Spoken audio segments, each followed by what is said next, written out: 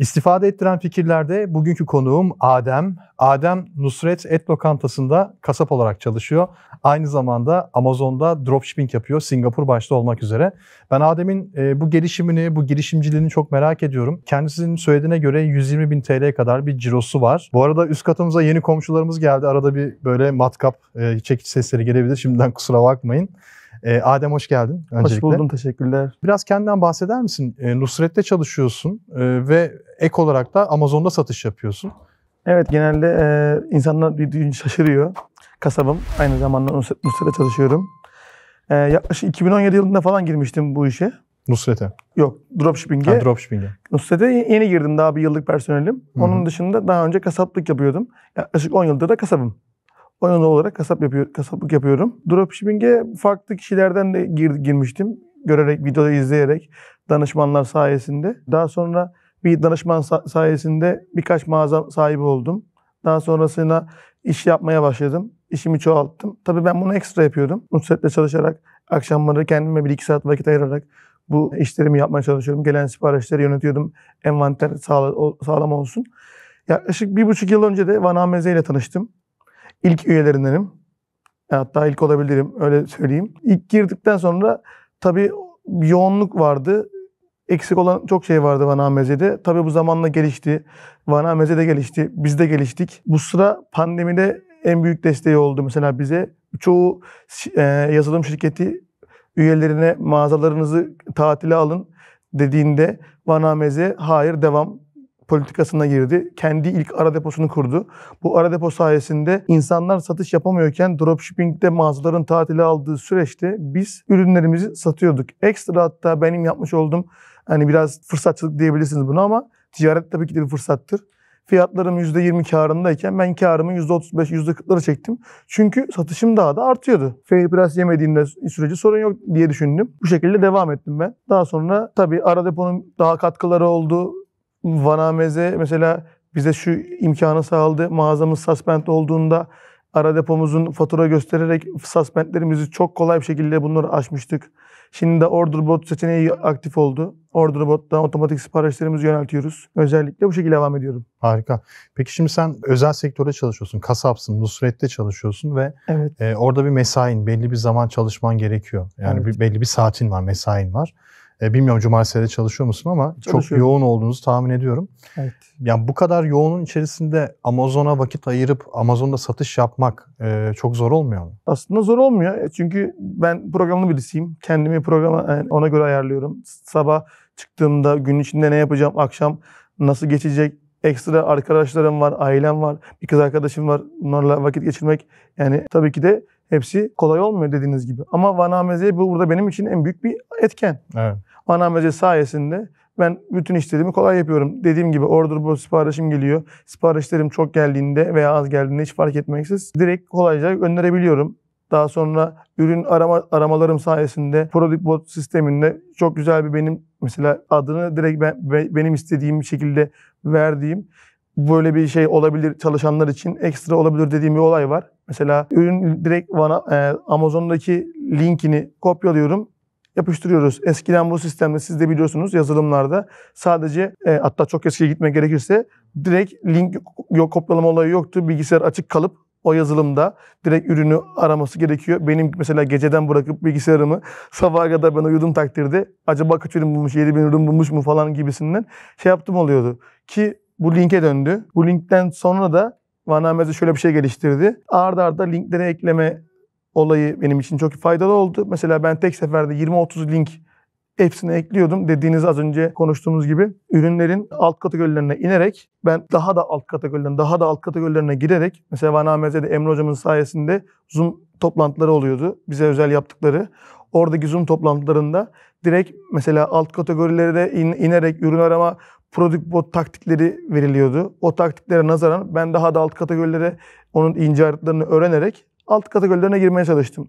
Bu sayede de bir sürü aslında link oluşmuş oldu. Üst sekmelerim full dolu halde ben direkt ürün arıyordum. Linklerini direkt kopyalayıp mesela 50 link birden yüklediğim oluyordu.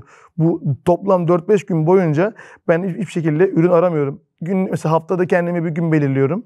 Diyorum ki mesela hangi gün izinliyim? Örnek gösteriyorum hafta içi Perşembe.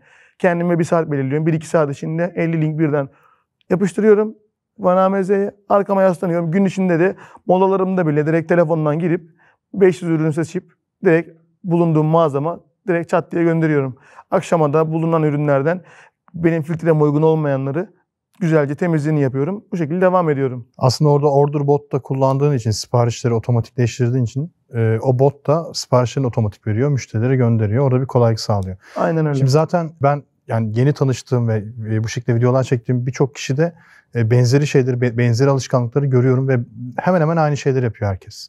Yani yol bir, yol tek, yapılan uygulama aynı, sonuç yine benzer oluyor. Ve sonuçta da hep bir kazanç ortaya çıkıyor tabii ki. Bilmiyorum senin yüzde kaç karlılıkların var aşağı yukarı ama. Ben karlılıklarım mağazama göre değişiyor açıkçası. Mesela Ortalama ne kadar? ortalama %20. %20. Evet, ortalama %20. Yani tüm masraflar çıktıktan sonra değil mi bu %20? Tabii. Vergi Amazon vesaire. komisyonu, kendi masraflarım. Hı-hı. Benim güzel bir Excel ekranım var. Kendimin direkt uğraştığım mesela en çok vakti orada kaybediyorum ki Harika. benim muhasebe cetvelim o. Ben çünkü muhasebeme dikkat eden adam birisiyim. Yaklaşık 10 tane bankaya çalışıyorum. Kredi kartlarımın limitlerinin hepsi yüksek. Yani bundan ürün alıp satmak ki bu işi çoğu yapan kişi bunları beceremiyor. Hı-hı. Bu döngüyü sağlayamadığı için ve Amazon'da para dönüşü yaklaşık 15-20 günü ilk açıldığı zaman 30 günü bulduğu için Hı-hı. bu döngüyü sağlayamadığından dolayı bundan ben para kazanamayayım deyip çok bırakan tanıdığım da var mesela. Abim mesela yapmış olduğu çok güzel bir taktik var. Ben mesela abim de bu işin içinde. Geçenlerde o da dedi ki ben dedi artık dedi para yani kendi o da çalışıyor. Abim de aynı zamanda fitness antrenörü. Yani bu işi yapıyor ekstra ama döngüyü bir türlü olmuyor diyor. Ben kendi para da kazanayım diyor. Param diyor hep dönüyor yani. Param elinden para geçmiyor. Dedik bununla nasıl bir şey çıkabiliriz? Bunun nasıl bir çözüm bulabiliriz? Yaklaşık bir ay bütün mağazalarımızı tatil aldık. Hı-hı. İçerideki bütün paramız döngü olarak bize hepsi döndü. Sonunda dedik ki bu kadar paramız var kenarda. Bundan sonra dönmemiz daha rahat oluyor. Sonuçta Evet. aslında kimse bu işi yapan herkes fark etmeden, dikkat etmeden kredi kartlarını kullandığı için ekstrelerini kontrol ederlerse faiz alışverişi, BBSM, KKDF bunların hepsini bankalar bize farklı yönden fark etmesek de yansıtıyorlar. Evet. Ya sen çünkü ürün dolar alıyorsun. TL yansıyor ekstrene. Bu çok önemli bir detay bence de. Tabii ki de. Dediğin gibi işte orada döviz kuru çeviricilerin kullandığı yüksek kur mesela dolar şu an 9.60 yanlış hatırlamıyorsam. O senin 9.80'den borçlandırıyor. Yani oradan bir 20 kuruş zararın oluyor 1 dolardan. Evet. Sen şimdi 1000 dolar harcasan ona göre zararın artıyor.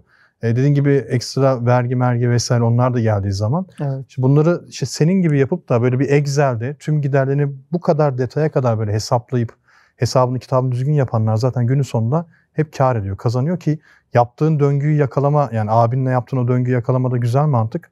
Mağazayı tatile al, bir para gelsin hepsi. Önünde ne var? Aynen öyle. Ne harcamışım, ne kazanmışım, ne kadar kar etmişim. Net canlı olarak gör, ondan sonra işe devam et. Bu çok güzel bir taktik. Hem de bu sırada siz de biliyorsunuz mağazayı bir nefes aldırmak Tabii. gerekiyor arada bir. Mesela bunu yaptık. Daha rahat oldu. Mağazalarımızı açtıktan sonra da gelen siparişler daha da tatmin ediyor. Çünkü mesela Meksika mesela özellikle benim çok şaşırdığım bir mağaza. Çok tuhaf yani. Bir bakıyorsunuz 500 Max sipariş gelmiş. Ertesi gün bir uyanıyorum 15.000 Max gelmiş. Yani alakasız yani. Cidden fark etmiyorsun bu kadar şey oldu. Tabii karları da yüksek. Ama bir anda gelebileceği belli olmuyor. O anda maddi durumun olması lazım. Çünkü müşterine o tabii belirlenen tarih arasında ürünü göndermen gerekiyor. Bundan dolayı da o ürünü satın alman lazım bir an önce. Doğru. Benim bilgisayarım arızalanmıştı. Alamamıştım. Bir ara çok sıkıntı yaşadım. Müşteriler devamlı mesaj atıyor. Gelmesi gerekiyordu. Bir hafta oldu, 10 gün geçti. Ürünüm gelmedi gibi. Böyle şeyler sıkıntı olmuştu. Peki sence bu iş sürdürülebilir bir iş mi? Yani geleceğini nasıl görüyorsun bu işin? Bu iş aslında sürdürülebilir bir iş. Ama dediğim gibi bu benim yani yapmış olduğum taktiğin ben güzel olduğunu düşünüyorum. Bu şekilde çalışılırsa, devamlı takip olursa ben ki ekstra çalışıyorum. Nusret'te kasabım. Bunu zaten söylemiştim. Bunun dışında işine gerçekten önem vererek, takip ederek bu iş yapılabilir. Yani benim hedeflerim arasında var mı? Evet var. Ama ben biraz daha bu işi büyütmek, FBA modeline geçiş yapmak, sizin de öncülüğünü yaptığınız arbitraj vesaire bunlara da yönelmek istiyorum. Ya zaten sende bir iş disiplini var. Yani onu gördüm. O belli oluyor. O da belki şu anki çalıştığın yerle alakalı da olabilir. Çünkü ben az çok Nusret'in Instagram'daki videolarını izledim.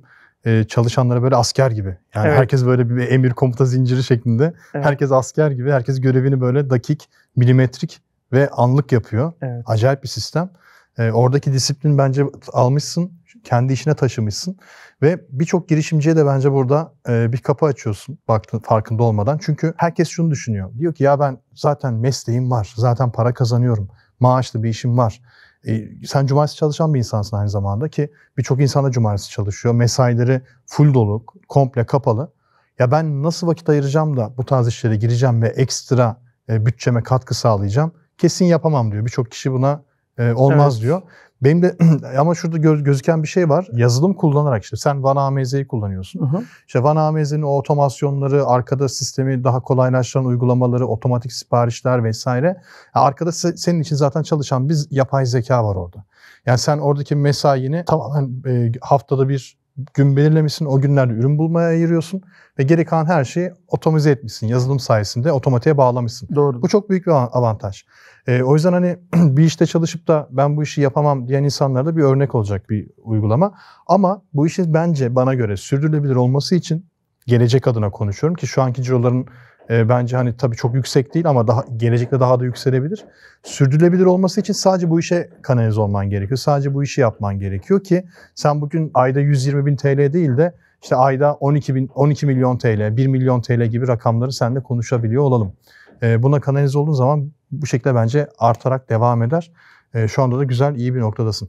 Peki vergi işlerini nasıl hallediyorsun? Vergi işlerini dediğim gibi çok fazla giriş olmadığı için ve aslında bir ayda malzeme ayda biz senede mesela 2 ay yapıyorum ben bunu. Bir senede 2 ay malzeme tatili aldığımda vergi işlerine gelen vergi miktarına takılmıyorum. Ücretim çok fazla geçmediği için. Onun dışında şirket açmayı düşünüyorum ben de. Amerika'da. Amerika'da düşünüyorum çünkü hem yapmış olduğunuz videoda da izlemiştim. Mali müşavirle olan videoda. Gayet güzel. Orada imkanların bulunduğu, direkt Amazon hesabında suspend olduğunda da direkt fatura olarak ibraz edebileceğimiz, direkt gösterebileceğimiz elimizde belge olacak. Tabii kesinlikle. Yani şirket kurmak bu işin en önemli ayağı zaten. Yasal bir zemine oturtmak gerekiyor ki senin orada yaptığın iş tamamen yasal olsun, düzgün olsun. Ya bir binanın temeli ne kadar sağlam olursa, zemini ne kadar sağlam olursa yıkılma ihtimali o kadar güç olur. Ama sen derme çatma bir yapı üzerine kurarsan, dışını ne kadar güzel yaparsan yap, o bina yerle bir olduğunda o yaptığın tüm güzelliklerin hepsi yok olup gidiyor. O yüzden en başta şirket kurmak, işte bir adres sahibi olmak, işte bir yazılım kullanmak, işte VanAMZ dedin mesela, bir yazılım kullanmak, ara depo kullanmak ki onda VanAMZ'nin ara deposunu kullanıyorsun. Evet. Bunlar hep gerekli olan denklemler bu işin sağlıklı bir şekilde yürütmek için ve tabii bence en önemlisi de sermaye. Şimdi herkes zannediyor ki bu işi sıfır sermaye ile herkes önüne gelen yapabilir. Hayır, yapamaz. Evet. Yani şimdi sen bugün 10.000 dolarlık sipariş alsan, bugün 10.000 dolarlık satış yaptın. Diyorsun ki %20 kar ediyorum. Yani 2.000 doları kar. 2.000 dolar 20.000 TL güzel para bir günde. Ama sen o 10.000 TL yani 100.000 TL'lik malı alacak kredi kartın yoksa ya da maddi nakdin yoksa o zaman ne olacak? O satışı yerine getiremeyeceksin. Doğru. Siparişi gönderemediğin için de karını alamayacaksın. O yüzden hani bu işi yaparken tabii ki herkes ayağına göre yorganını uzatacak. Kimisi 200 dolarla 300 dolarla bu işe başlayabiliyor. Olabilir, başlanabilir. Kimisi de diyor ki ya benim köşede bir 20.000 dolarım var. Ben bu işi yavaş yavaş buna kanalize edeceğim diyor. Sistemini kuruyor ve başlıyor, başarıyor, başaramıyor. Herkes başaracak diye bir şey de yok tabii ki. Evet. Biz tabii burada elimizden geldiği kadar tüm olumlu, olumsuz her şeyi insanlara göstermeye çalışıyoruz ama öne çıkanlar genellikle başarı hikayeleri oluyor. Ama bu işin bir de tabii görünmeyen yüzü, başarısızlık tarafı var. Onun da sebebi genellikle hep yanlış hamleler. Yani bana göre sen şimdi diyorsun ki 50 tane link, yani 50 tane ürün araştırıyorum yeni sekmede. 50 farklı kategori ürün araştırıyorum ve onları VanAMZ'nin içerisine koyuyorum. 50 farklı kategori değil. Aynı kategoriden alt kategorilere inerek ine toplam orada mesela 50 link tahminen veriyorum. Ben onu tek seferde benim product botuma yüklüyorum. Daha sonrasında o ürün ben onu bir hafta boyunca o ürünün araması devam ediyor. Mağazama eklerken de ben direkt oradaki linki değil, orada bulunan havuzdaki ürünlerinden kaç tane eklemem gerekiyorsa manuel ekliyorsun. Manuel ekliyorum. Seçerek. Evet. İşte ben de onu diyecektim az önce. Şimdi birçok kişi ne yapıyor? Yazılım kullananlar bile bilmedikleri için mesela işte sen çok güzel bir şeyden bahsettin. İşte VanAMZ'nin Zoom toplantılarına katılıyorum. Onlarla sürekli iletişim halindeyim. Eğitimlerine katılıyorum. Bu yazılımı daha iyi nasıl kullanırım onun için çaba sarf ediyorum dedin ki bu çok önemli. Bazıları balıklama atlıyor. Van AMZ olsun, X yazılım olsun, Y yazılım olsun hiç önemli değil. Tüm ürünleri o mağazanın içerisine evet yazılımla otomatik ekletiyor. Mağazasında bir gün içerisinde 10 binlerce ürün oluyor. Pat mağaza kapanıyor. Şimdi ya da tam tersi önce diyor ki ya diyor Tuğer'in videolarını izledim. İşte günde 30-40 video ürün eklemeyi tavsiye ediyor. Ben ilk zamanlar az ürün ekleyeyim diyor. Bir gün şeytan dürtüyor. İşte Halloween geldi, işte Cadılar Bayramı örnek veriyorum. Cadılar Bayramı'nda çok satış yapıyor. Ya diyor ben 1000 tane ürün eklesem hiçbir şey olmaz diyor. 1000 taneyi pat diye bir ekliyor mağazasına, hop ertesi gün bir daha mağaza kapandı. Yani bunlara hep dikkat etmek gerekiyor. O eğitimleri, o içerikleri sürekli bence yeni satıcıların takip etmesi gerekiyor ki bu işi sürdürülebilir hale getirebilsinler. Şu an en çok hangi ülkede satış yapıyorsun? Şu an en çok Singapur'dayım. Hı-hı. Singapur'da hatta insanlar duyunca şaşıracak. Singapur'da çünkü herkes yaklaşık hiçbir iş yapamıyor orada. Mesela benim 70 siparişlerim varsa açsam herkes şok olur. Ama Singapur'da kimse yapamadığı için ben aslında burada kendimi avantajlı görüyorum. Sen nasıl yapıyorsun? Nasıl yapıyorum? Aslında açılışı daha komik. Sizin videonuzu izleyerek ben hesabımı açmıştım. Direkt mesela yanında panelde YouTube videonuzu açtım. Daha sonra direkt Seller Center hesabından yan mağaza olarak Singapur'u açtım. Orada direkt izleye zaten orada çok güzel anlatıyorsunuz. Onun için de ayrıca teşekkürler. Hani bilmeden bana mağaza açtırdınız. Orada açtım videoyu izleyerek mağazayı açtım. Daha sonra ürün yüklemelerim gerçekleşti. Önce dediğiniz gibi az 50-50, 100-100, 200-200, 300-300. Mesela az önce de 1000 ürün dediniz. Ben şu an günlük Singapur'a 2500 ürün atıyorum. Toplam 40.000 ürünüm var şu anda. Singapur'da sadece 40.000 ürünüm var. Bazen Singapur'da 30... Suspend olmuyor mu hiç o kadar ürün? Oldum suspend bir sefer. Ama üründen kaynaklı değil. Yasaklı ürün suspendinden olmuştum. Bir hafta dediğim gibi müsait olamadım. Çalışmalarım biraz kendi işim yoğunduk. Ondan dolayı giremedim hesabıma. Giremediğim için yasaklı ürünü silememiştim. Silemediğimden kaynaklı normalde filtreleri var ama ben ekstra kendi kullandığım özel bir taktiğim var. Onunla ilgili yasaklı ürün araması yapıyordum. Silmediğim için bir kere suspend olmuştum. Daha onun üstünde daha da olmadım. Ki mağazam eski. Yaklaşık 2018'de açtım mağazamı. O zamandan bu zamana devam ediyorum Singapur'da. 120.000 TL ciro, %20 karlılık. Bu karlılığın çoğu Singapur'dan geliyor o zaman, doğru mu? Evet. Kanada nasıl peki? Kanada'da hareketli mi? Kanada, Meksika hareketliydi. Mağazalarımın tatili aldım onların şu anda. Ondan dolayı fiyatın cirom düşük. Hı-hı. Normalde 200.000 lira falan, 200.000 TL'de falan beni görmüştüm aslında. Kanada aslında çok ilginç. Ben Meksika'dan, mesela Kanada'dan çok ümitliydim ilk açarken. Mesela ben bu arada 2 mağazam var. Bir kendi adıma, bir yakın arkadaşım adına mağazam var. İkinci açtığım mağazayı direkt global üzerinden açtım. Orada sadece 3 mağaza. Kanada, Meksika, Japonya üzerinden devam ediyorum. Onu mesela açarken Kanada'dan çok hevesliydim. Kanada'dan çok ümitliydim. Dedim herkes satış yapıyor, ben de yapmam lazım. Kâr marjları yüksek. 30-40 kâr marjları var, ben de girmem lazım. Daha sonra girdim ama çok ilginç. Meksika'dan ben daha fazla iş yaptım. Kanada'dan daha sonra açılmaya başladı satışlar.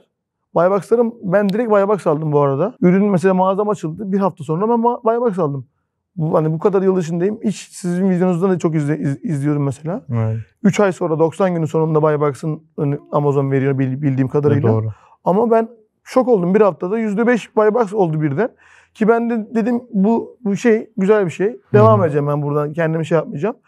Yaklaşık benim rekorum mesela ilk 21 gün mağazam 21 günüydü. Toplam 14 sipariş aldım. Ben yani gerçekten şok oldum. Hatta direkt arkadaşlarıma, bu işi yapan hocalarıma hep direkt yazdım. Hocam böyle hani bir sıkıntım var. Ben anlamadım hani burada bir durum var. Hocaların dediğin? Ben Emre Hoca'ya hocam dedim. Van AMZ'nin hani kurucularından. Hocam dedim ben ona. Ondan kaynaklı. Bu şekilde şaşırmıştım ama gayet güzel satışlar almıştım oradan da. Ya bu şekilde birebir destek alıyor olmanız da tabii bir avantaj. Sonuçta bilen insanlardan destek almak, onlara danışmak, onların fikirleriyle ilerlemek güzel. Ben çok teşekkür ederim katıldığın için. Gerçekten bizim için renk oldu senin buraya gelmen. Hem kasaplık yapıyorsun Nusret'te hem Singapur'da ayda 120.000 TL, 120.000 TL ciro yapıyorsun %20 karlılıkla. Bu başarı, bir girişimcilik örneği. Gençsin, yaşın kaç bu arada? 27. 27. Yani 27 yaşındasın. Tabii bunu ben söyleyince bana kızıyor bazı insanlar. Hani niye yaşla bağdaştırıyorsun diye ama bunun anlamını aslında 35 yaş üzeri insanlar daha iyi anlarlar. Çünkü yani birçok insan, yani 20'li yaşlardaki birçok insan 30'una gelmeden çok zorluklar yaşıyor gerçekten. Eğer babadan zengin değillerse. Evet. Çok zorluklar yaşıyor. Ne yapacağını bilmiyor. İşte kimisi yanlış yollara sürükleniyor. Kimisi sadece bir okuyor ve bir memur olayım, bir maaşım olsun yeter diyor. Çok büyük hayaller, hedefler yok. Yani şimdi bugün bile yani en kötü otomobil 200.000 TL olmuş Türkiye'de. Yani senin bu otomobile sahip olabilmen için yani doktor bile olsan, mühendis bile olsan bilmem kaç ay çalışman lazım. Çok para biriktirmen lazım. Evet. Çok zor. Yani hayalleri gerçekleştirmek imkansız. Ama ticaret yapan, girişimci kafasındaki olan bir adam ne yapar, ne eder? O 200.000'liği değil de 2 milyonluk arabayı bile alabilir istese. Yeter ki girişimci olsun insan. Yeter ki kafasını bu işlerle meşgul etsin. Yani vizyon ne kadar genişse yani yapacağınız işlerin o kadar sınırı olmuyor. Ve bence günün sonunda da eninde sonunda başarıyorsun. Evet, yani size katılıyorum. Mesela insanlar ilk bakış açısında kasabım dediğimde bir şaşırıyor. Şimdi bana göre kasapların, siz de hatta biliyorsunuz, kasap olarak bir personel. Ben okuyamadım. Ortaokul mezunuyum. Liseye maddi imkanlardan dolayı gidemedim. Bu benim için bir eksi mi? Evet, bana göre bir eksi. Ama ben hayattan kopmadım. Ben çalışmaya devam ettim. Önce çiçekçilik yapıyordum. Ekstra bundan güzel paralar kazandım. Daha sonra kasap olarak devam etmek istedim. Bizim mahalledeki kasaba başladım. Orada kendimi geliştirdim. Kasapların zirvesi şu anda Nusret. Ben dedim buraya girmeliyim. Kendime bir hedef belirledim. Ve sonunda aldım. Şu anki hedefim yurt dışına gitmek. Amerika'daki şubesine ve orada çalışarak yine bu dropshipping devam etmek çalışıyorum. Benim bilgisayarla alakam yoktu. Dedim ben bilgisayar öğrenmem lazım, kullanmam lazım. Arkadaşlarım, yaşıtlarım bilgisayarda online oyunlar oynarken ben oyun oynamayı tercih etmedim. Ben dedim hani kafamda bazı işler var. Telefonumda bile oyun yoktur. Oynamam çünkü bana göre zaman kaybı. Onu yapacağıma başka işler yaparım. Para kazanırım. Borsalarla ilgilenirim. Kriptolarla kovalarım. Bunları da zamanla yapıyordum. Hepsini yaptım. Zamanla isteyen kazanıyor bir şekilde. Dediğiniz gibi girişimci olan, kafasında hevesi olan, hedefi olan bir kişi 200 bin liralık arabayı değil 2 milyonluk arabayı alır. %100 katılıyorum ki sizin için de hani size de ayrıca teşekkür ederim. Sizin gibi örnekler bizi yani gerçekten güçlendiriyor. Sizin gibi birilerinin videolarını izlemek bize gerçekten moral, motivasyon olarak büyük şeyler katıyor. Umarım Amazon'un Nusret'i de sen olursun. Teşekkürler inşallah. Siz de Adem gibi kanalımıza konuk olabilirsiniz. İlla bir başarı hikayeniz olması gerekmiyor bu arada. Başarısızlık hikayesi olabilir, hiç fark etmez. Hikayenizi bize anlatın. Aşağıda yorumlar bölümünde bir link paylaştım. Oraya tıklayıp oradaki formu doldurup hikayenizi bize anlatın, ulaştırın. Ya da yukarıda bir e-posta adresimiz var. Oraya bize e-posta gönderin. Ve siz de buraya Adem gibi konuk olabilirsiniz. Kendinize çok iyi bakın. Hoşça kalın.